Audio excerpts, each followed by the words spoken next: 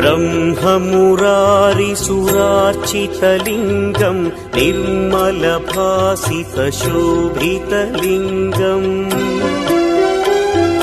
जन्मजदुःखविनाशकलिङ्गम् तत्प्रणमामि सदा शिवलिङ्गम् देवमुनिप्रवरार्चितलिङ्गम् कामदहन करुणाकरलिङ्गम् रावणदर्पविनाशकलिङ्गम् तत्प्रणमामि सदा शिवलिङ्गम्